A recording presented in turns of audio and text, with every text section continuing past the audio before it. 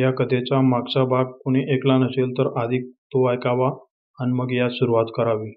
जर आपल्याला हा भाग आवडला तर लाईक करा, शेअर करा आणि कमेंट करा. मार्जिनला गोट्यापर्यंत जलपातळी वाढलेली असून नदीपर्यंत वेगाने गाड्या घोड्यावर स्वार होऊन निघाली होती. तिच्या घोड्याच्या टापा नदीतील दगडावर आदळत होते. तेव्हा ते दगड उधळून पाण्यात पडल्याने पाणी तटावरील झुडपांवर फेकले जात होते. ती वेगाने पुढे जात होती. पाठलाग करणाऱ्यांच्या नजरेस पडत नाही यांना त्या विचाराने ती अधूनमधून वळून खात्री करून घेत होती. प्रथमदर्शी तरी ती एक स्त्रीयोद्धा भासत होती. तिने काळ्या वस्त्राने चेहरा बांधून घेतला होता.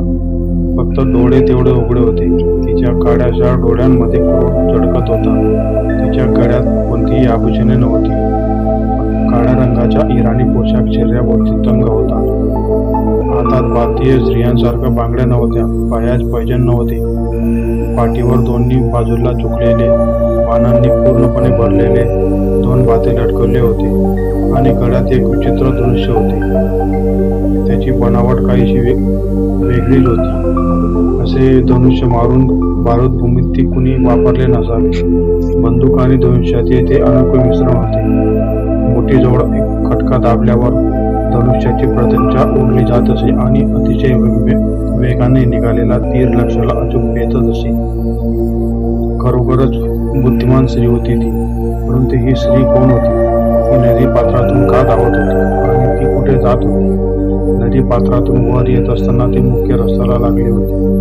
आता एक वाट मोकळी करून असल्याने तिचा वेग आणखीन वाढला होता. तिचे उडणारे केस हवेवर स्मार होऊन झाले होते. मावळत्या सूर्याच्या तिरप्या झालेल्या किरणांनी तिचे नारंगी केस अधिक गडद दिसत होते. तिचा चेहरा दिसत नसला तरी तिचे नाजूक हात आणि गौरकांतीचे दर्शन घडत होते. ती तिच्या घोड्याचा वेग वाढवत होती, परंतु घोडा धावताना अधूनमधून लंगडत होता. त्याच्या मागच्या पायावर शेपटीच्या डाव्या बाजूला बाण लागल्याने जखम झाली होती. बाण त्या जखमेतून निघाला तरी त्या बाणाचे टोक त्यात अजून रुतून होते. एक जखमेतून त्या ओघळ वाहत असलेले रक्त होते. तिला घोड्याची दया येत होती, परंतु तिच्याकडे दुसरा पर्याय नव्हता. थोडा वेळ विश्रांती घेण्यासाठी तर ती थांबली तर तिचा पाठलाग करणारे घोडेस्वार तिला गाठतील आणि मग त्यानंतर जे होईल त्याची कल्पना करणे सुद्धा तिला पीडादायक होते. म्हणून घोड्याच्या वेदनांकडे दुर्लक्ष करत ती पुढे जाऊ लागली. तिला सूर्यास्त होण्याआधी आदिलशहाची मुलूक ओलांडून मोगली मुलकात प्रवेश करायचा होता. नायकांनी ओढ्याच्या नितळ पाण्याने चूड भरली आणि ओंजळीत पाणी घेऊन चेहऱ्यावर आदळले. नाईक आता रहीम बाबाच्या वेशात होते. ते बिजापूरच्या मोहिमेवर निघाले होते. दिवसभर चालून दमल्याने त्यांना सूर्य उतरल्यावर थंड पाण्याने शरीराचा दाह शमवला होता. डोळे स्वच्छ पाण्याने धुवून त्यांनी हाताच्या बोटांनी डोळ्यातील पाणी काढले. इतक्यात त्याच्या घोड्यांना आर्त किंकाळण्याचा आवाज आला आणि त्याच्या आवाजाच्या दिशेने उंच वाटेकडे पाहिले तर त्याला खाली ओढ्याकडे गळंगत येणारा घोडा दिसला. त्यासोबत घोडेस्वार सुद्धा वेगाने घरंगळत येत होता. नाईक पटकन त्या दिशेने धावले. तो घोडेस्वार ओढ्यात येऊन पडला होता. 2 विशाल दगडांच्या मध्ये तो अडकला होता. नशिबाने त्यांचे मस्तक दगडावर आदळले नव्हते. नाईक घोडेस्वाराजवळ गेले. तो निश्चित पडला होता. नाईक पुढे झुकले आणि प्रथम त्याच्या तोंडावर बांधलेला कपडा त्यांनी बाजूला केला. तेव्हा नाईकांचे डोळे काहीसे मोठे झाले. तो स्वार नसून ती स्त्री होती. तिचा चेहरा रेखीव होता. रंग पौर्णिमेच्या चंद्राप्रमाणे सफेद होता. गालावर काहीशा हिरवट शिरा दिसत होत्या. नायकांनी पटकन ओढ्यातले पाणी पसेने आणत तिच्या चेहऱ्यावर शिंपडले. तिच्या ओठांना बोटांनी तोंडात पाणी टाकले. ती स्त्री तशी शुद्धीवर आली. तिने हळूच डोळे उघडले. काही क्षण तिच्या नजरेसमोर अस्पष्ट दिसत होते, परंतु लवकरच तिची दृष्टी पूर्ववत झाली आणि नायकांना पाहून ती कटकन उठून बसली. तिने चपळतेने चेहऱ्यावर कपडा गुंडाळला. आजूबाजूला बघितले आणि तिचा घोडा तरफडत पडला होता. ती धावत त्याच्याजवळ गेली आणि पाहिले तर तिच्या गोट्याच्या पोटात झाडाची पांडली घुसली होती. तो रक्तबंबाळ झाला होता. मोठे डोळे करून त्याने जीभ बाहेर काढली आणि तो आता संपला होता. परंतु त्या स्त्रीचा अजूनही विश्वास बसत नव्हता. ती त्याच्या चेहऱ्यावरून हात फिरवत त्याला कुरवाडत उभी होती. तिच्या नेत्रांमधून अश्रू गडागडा वाहत होते. दुःखपूर्ण स्वरात ती बोलत होती, बादल, माफ कर मला. मी तुला कधीच विसरू शकत नाही. तू माझा जीव वाचवण्यासाठी स्वतःच्या जीवाचं बलिदान दिलंस. तिची वृत्ती भाषा होती. नाईक सुद्धा भावूक होऊन हा प्रसंग पाहत होते. ती स्त्री कोण आहे हा प्रश्न त्याला पडला होता. ते त्या प्रश्नाचे उत्तर करण्यासाठी पुढे झाले. इतक्यात त्याच्या दूरवर घोड्यांच्या तापांचा आवाज ऐकू आला. तो आवाज ऐकल्या त्या स्त्रीने मोठा श्वास घेतला. स्वतःला सावरले. नाईकांकडे एक नजर पाहून ती जाऊ लागली. तेव्हा नाईक तिला थांबवले आणि उर्दू भाषेतच ते म्हणाले, किती वेळ धावणार आणि कुठपर्यंत धावणार? नाही धावले तर माझा मृत्यू येईल, पण मी मरणाला घाबरून धावत नाही आहे. मला मरण्याआधी माझ्या आईला भेटायचं आहे. वळून ती स्त्री म्हणाली, मी वाचवू शकतो तुझे प्राण. नाईक म्हणाले, कृपा करा. ती स्त्री हात जोडत म्हणाली, चल पटकन, घोड्याच्या दुसऱ्या टोकाला चल. तिथून पायवाटेनं जाऊ. रहीम बाबा उर्फ नाईक घाईघाईनं म्हणाले, माझ्या घोड्याला इथं मृतावस्थेत पाहून माझा पाठलाग करणारे घोडेस्वार पायवाटेनं मला सोडे देतील. ती स्त्री म्हणाली, काळजी करू नको. ते या ओढ्याच्या या टोकावरून पुढे जाण्याची वाट शोधतील, पण आपण दुसऱ्या टोकावरून घनघोर जंगलात प्रवेश करू. तिकडे येण्याची कुणीही विचार सुद्धा करणार नाही. रहीम बाबा आत्मविश्वासाने म्हणाले. त्या स्त्रीने एकदा रहीम बाबाला वर खाली निहाळले. अनोळखी माणसावर विश्वास करावा की नाही या संभ्रमात ती होती, पण तिच्याकडे दुसरा पर्याय नव्हता.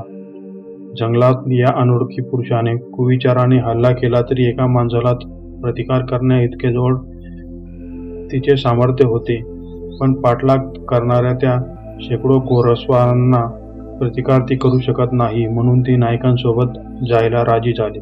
सूर्य अजून पश्चिमेच्या क्षितिजाला टेकला नव्हता, तरी त्या जंगलात घनघोर अंधार पसरला होता. थोडा वेळ दाट झुडपांमध्ये चालल्यावर ते उंच झाडांच्या परिसरात पोहोचले होते. आता चालताना अंग खर्चवत नव्हते. वाकून मार्ग काढत चालावे लागत होते. सहज पावले उचलून चालता येत होते. बराच वेळ झाला ते दोघे चालत होते. रहीम बाबाच्या राहण्याच्या ठिकाणाबद्दल तिचे विचारून झाले होते. रहीम बाबा आदिलशाही संरक्षण प्राप्त दर्ग्यात निवास करत होता, परंतु बाबांनी तिला आश्वस्त केले होते. तिच्यापासून तिला कसलाच धोका नाही याचा तिला विश्वास दिला होता. बाबा इतक्या घनघोर जंगलातून रात्री प्रवास कसा करायचा? निशाचर प्राण्यांपासून स्वतःचे संरक्षण करता करता दमछाक होईल. त्यात आपल्याजवळ मशान सुद्धा नाही. आपण मार्ग कसा शोधायचा? आपण कुठवर पोहोचलो असू? मोगल हद्दीत प्रवेश केला असेल ना? मला दिशेचा अंदाज सुद्धा लावता येत नाही. माझी दिशाभूल झाली आहे. ती एकावर एक बाबडा प्रश्न विचारत होती. हो, किती प्रश्न विचार मार्जिनना, रहीम बाबांनी तिला स्मित करत म्हटले.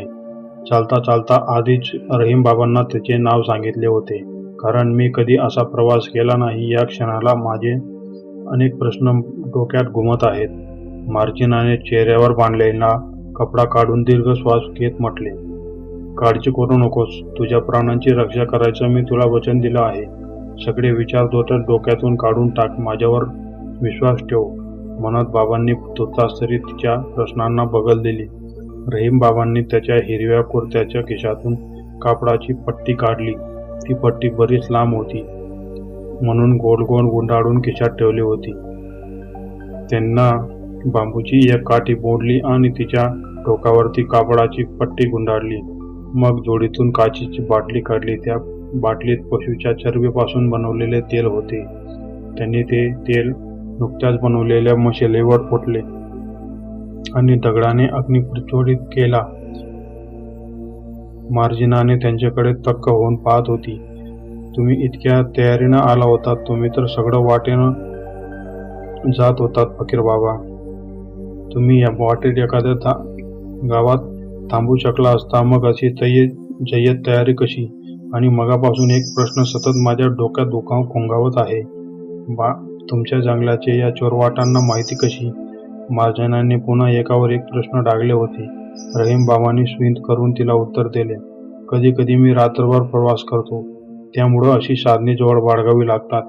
आणि माझ्या शेवटच्या प्रश्नाचं उत्तर?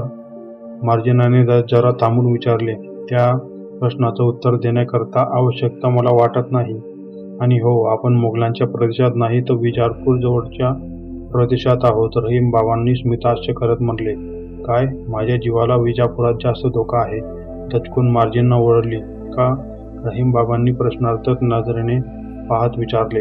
मी आदिलशाही सरदार फैजल खानाचा वध केला आहे आणि त्याचं सैन्य माझ्या पाठलाग करत होतं, मार्जिनाने स्पष्ट केले. तू का मारलंस फैजल खानाला? रहीम बाबाने मार्जिनाकडे आश्चर्याने पाहत विचारले. 1 वर्षापूर्वी या फैजल खानानं माझ्या पित्याची हत्या केली होती. बोलताना तिच्या डोळ्यात चचकान पाणी आले.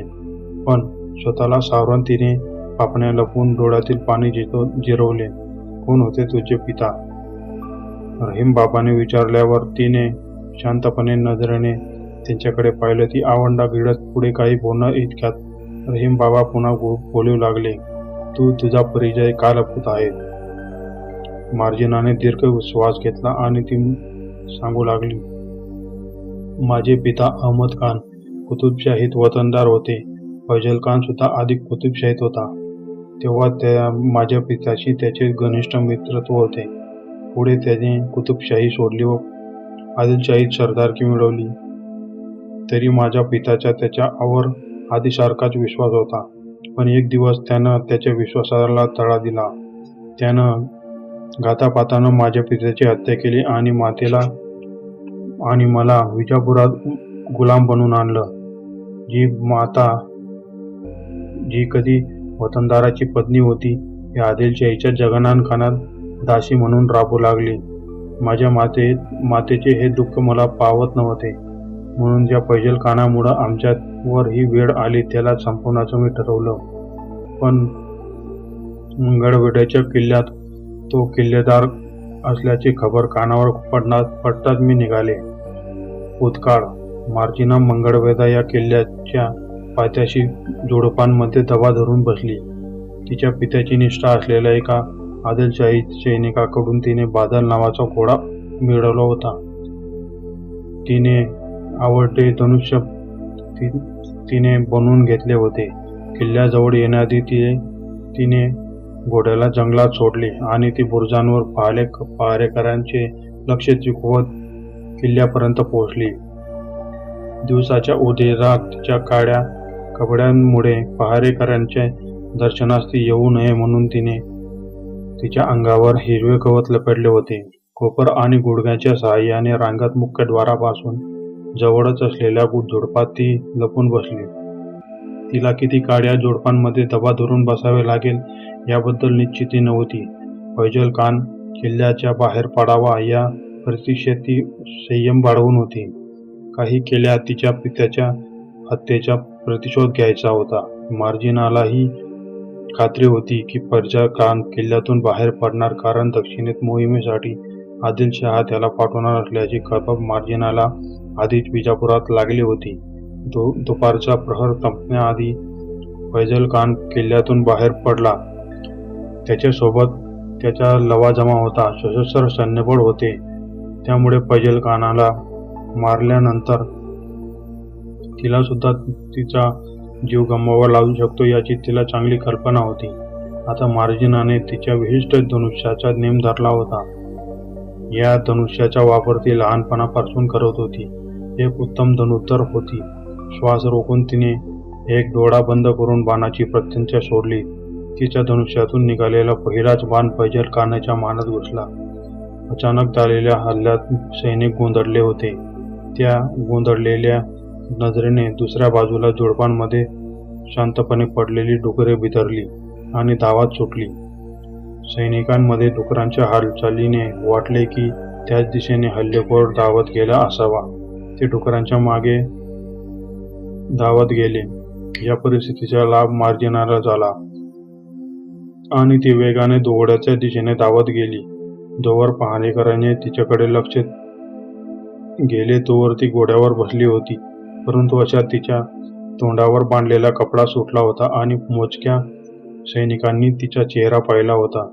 म्हणून विजापुरात दिशेने ती जाता तिचे मोगल प्रदेशात जाण्याचे ठरवले. ती घोड्यावर स्वार झाली. आता फैजल खान 90 ते 100 घोडेस्वार तिच्या मागे घोडे पिटाळू लागले, परंतु त्यांच्यात बरोबर अंतर होते. मार्जिना प्रचंड घोडेस्वार असल्याने ती तिच्या चेहऱ्यावर पित्याच्या हाताचा प्रतिशोध पूर्ण केल्याचे समाधान झळकत होते. रहीम बाबा आणि मार्जिना आता विजापूरच्या बऱ्याच जवळ पोहोचले होते. मुख्य रस्त्याने जाण्यापेक्षा रानवाटी जात होते. या रानवाटांची माहिती रहीम बाबांना पूर्णपणे जाणकार होती. आता जंगलात घनघोर अंधार पसरला होता. ते एका जीर्ण मंदिराजवळ येऊन पोचले. 200 वर्षापूर्वी एक वस्ती होती. ती वस्ती आता स्थलांतरित झाली. मंदिराचे अवशेष मात्र शिल्लक होते. काही दिवस समोर मंदिर दिसतात. मार्जिनाला आनंद झाला व ती म्हणाली, आपण काही वेळ इथे विश्रांती घेऊ शकतो का? आता शरीरात चालण्याचे त्राण उरले नाहीत. हो, इथं विश्रांती घेण्याचा माझा बेत होताच. रहीम बाबांना बाटलीतील तेल मशालीच्या ज्वाळेभोवती ओतत म्हणाले. म्हणजे वाटेत पुढं देऊन लागणार आहे हे तुम्हाला आधीच ठाऊक होतं? तिरपा नजरेनं पाहत मार्जिना साशंकपणे म्हणाली. होय, स्मितहास्य करून ठामपणे रहीम बाबांना सांगितले. अद्भुत. तुम्हाला रानवाटांच्या असलेल्या अचूक ज्ञानामुळे मी प्रभावित झाले आहे. पाठीवरील बात्यांचा पोटरा मांडलेला चामडी पट्टा सोडत मार्जिना म्हणाली. बरं, तू आता तुझा प्रतिशोध पूर्ण केला आहेस. आता पुढं काय? नायकांनी मंदिराच्या ओट्यावर जोडी टाकली. मार्जिना पटकन जाऊन ओट्यावर बसली. पाठीवरील बाते भिंतीशी उभे ठेवले होते आणि दीर्घ श्वास सोडून ती बोलली. मला आता प्रथम माझ्या आईला भेटायचे आहे. तिला ही वार्ता सांगितल्यावर तिच्या चेहऱ्यावर पसरलेला आनंद मला पाहायचा आहे. आमचे आयुष्य उद्ध्वस्त करणाऱ्या दुष्टाचा वध मी केला आहे, पण ही वार्ता सांगितल्यावर तुझ्या आईला बेगमच्या दास्यत्वातून मुक्ती मिळेल? रहीम बाबांनी शांतपणे विचारलं. नाही, पण किंचित आनंद तरी होईल. मार्जिनाने आता गळ्यातला धनुष्यबाण काढून ठेवला होता. आणि जर आपण तुझ्या मातेला आदिलशहाच्या जनानखान्यातून कायमचं मुक्त केलं तर? एक भुई उंचावून रहीम बाबा म्हणाले. हे कसं शक्य आहे? दाशांवर शिप्यांची कडक नजर असते. तिथून मीच कशी तरी बाहेर पडले आहे. आता माझ्या मातेला नगरातून बाहेर पडणं शक्य नाही. मार्जिनाने सांगितलंय. शक्य आहे, पण कसं? तुझ्या मातेला नगराबाहेर पडण्यास अनुमती नसली तरी सुद्धा पेठपर्यंत तरी येऊ शकते ना? रहीम बाबांनी विचारले. हो, झालं तर मग तिला पेठेतून नगराबाहेर आणण्याची माझी जबाबदारी. रहीम बाबांनी निश्चयपूर्वक स्वरात आश्वासन दिले. पण नगराबाहेर येऊन ती कुठं जाईल? आमच्या या विश्वात आता तरी कोणी नाही. मार्जिनाने डोळे भरून आले होते. रहीम बाबांनी मंदिराच्या ओट्याच्या बाजूला झाडात झुकलेल्या फांदीला मशाल वेलींच्या साहाय्याने बांधली आणि ते पुढे बोलू लागले. काळजी करू नकोस, मी तिच्या राहण्याची सुद्धा व्यवस्था करतो. पुण्यात तुझ्या मातेसाठी एक छान वाडा बनवून देईन. तसेच प्रत्येक महिन्याला तुझ्या मातेला धनधान्यही उपलब्ध करून देईल. आणखी काही? पण हे तुम्ही कशासाठी करत आहात? साशंकपणे मार्जिनाने विचारले.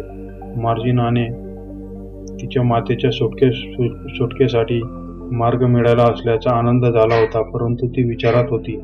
तिच्या मातेसाठी हा अनोखी पुरुष इतके सहाय्य करायला तयार झाला आहे. मी कुठं? ते जे काही करणार आहे तू करणार आहेस. रहीम बाबांनी ओठांच्या कडांवर किंचित स्थान दिला. मार्जिना पुरती आता गोंधळली होती. रहीम बाबांच्या शब्दांची कोडे तिच्या उडगडत नव्हते. हो, तू? स्थिर नजरेने मार्जिनाकडे पाहत रहीम बाबा म्हणाले. पण कसं? स्पष्ट सांगाल का? मार्जिनाने विचारले. तुझ्या मातेऐवजी तू आदिलशहाच्या जनानखान्यात कार्य करावं. आता रहीमबाबांनी त्याचे नियोजन सांगितले. त्या मोबदल्यात माझ्या मातेचा धनधान्य वेळच्या वेळी उपलब्ध होईल इतकी मानवता आहे काय आदिलशहामध्ये? मातेची सुटका केल्यावर आदिलशाहीकडून तिची अशी सहायता केली जाईल याची तिला शाश्वती नव्हती.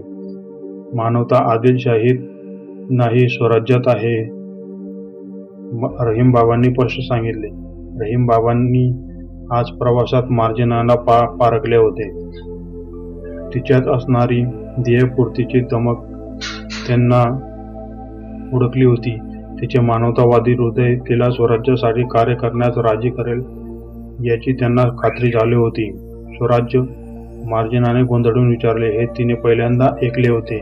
होय, स्वराज्य म्हणजे असे एक राज्य ज्याच्यात कुणी मोठा नाही, कुणी लहान नाही. स्वराज्य राजा जनतेशी संवाद साधतो, पण त्या स्वराज्यात कुण्या स्त्रीवर कधी अत्याचार होत नाही.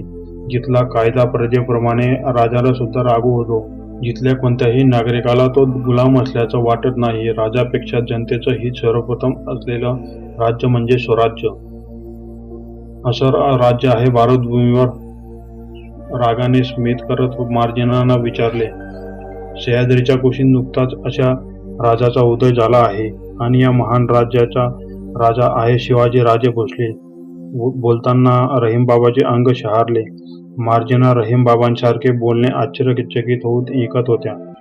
शिवाजी राजांचे नाव ऐकताच तिला पटकन काही आठवले आणि तिने विचारले, शिवाजी राजे भोसले म्हणजे सरदार शहाजी राजे भोसले यांचे पुत्र का? माझ्या पित्याकडून सरदार शहाजी राजांचे नाव मी ऐकलं आहे. होय, अगदी बरोबर, शहाजी पुत्र शिवाजी. पण मला कळत नाही, मी आदिलशहाच्या जनानखान्यात राहून शिवाजी राजांसाठी नेमकी कसली मदत करू? म्हणजे बेगमची दासी बनून मला काय मदत करता येईल? मार्जिना, तू आदिलशहाच्या जनानखान्यात दासी म्हणून राहिली तर शिवाजी राजांची हेर म्हणून कार्य करावं. तू एक उत्तम योद्धा आहेस, तुझी बुद्धी तल्लख आहे, ती एका महान राजांसाठी खर्च कर. रहीमबाबांनी आता सगळे स्पष्ट केले होते. म्हणजे तुम्ही सुद्धा हेर आहात तर? भुया उंचावून मार्जिनाने विचारले. होय, तुमचे नाव बहिर्जी नाईक. मार्जिना क्षणभर विचार करीत मशालींच्या ज्वाळाकडे पाहू लागली. निश्चयी नजरेने पापण्या बारीक करत तिने नाईकांवर दृष्टी टाकली. नाईक तिच्या उत्तराची प्रतीक्षा करत होते. नाईक, मी त्या महान राजासाठी कार्य करायला तयार आहे. माझ्या ध्येयहीन जीवनाला यापुढे एक ध्येय मिळेल. अगदी आत्मीयतेनं मी हे कार्य करायला उत्सुक आहे, मार्जिना मोठ्या उत्साहाने म्हणाली. मग पण तुला नेहमी सतर्क आणि सावध राहावं लागेल. तुझ्यावर संशय येणार नाही याची पदोपदी काळजी घ्यावी लागेल. स्वतःचा जीव सुद्धा द्यावा लागला तरी तू शिवाजीच्या राजांसाठी कार्य करतेस हे तुझ्या मुखातून निघता कामा नये. नाईकांनी हेराचे पहिले दायित्व मार्जिनाला सांगितले. चिंता नसेल नाईक, या कार्यासाठी मी माझ्या प्राणाचाही विचार करणार नाही, मार्जिना म्हणाली. स्वतःच्या प्राणांचीही रक्षा कर, तशी तू समर्थ आहेस, नाईक विश्वासाने म्हणाले. नाईक, निश्चिंत राहा. पण काही सैनिकांनी माझा चेहरा पाहिला आहे. फैजल खानाची हत्यारी म्हणून त्यांनी मला ओळखायला नको.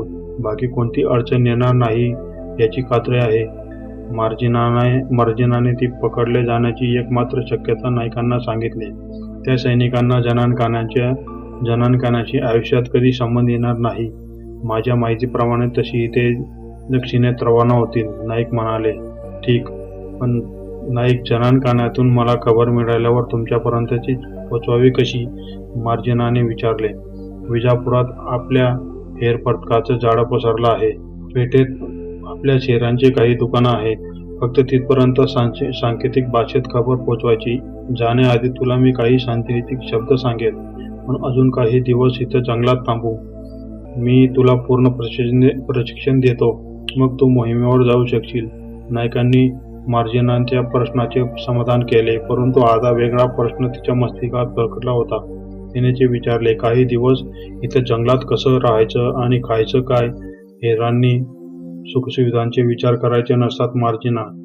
सर्वप्रथम आपल्या मनाच्या इच्छा आकांक्षाचा त्याग करावा लागतो.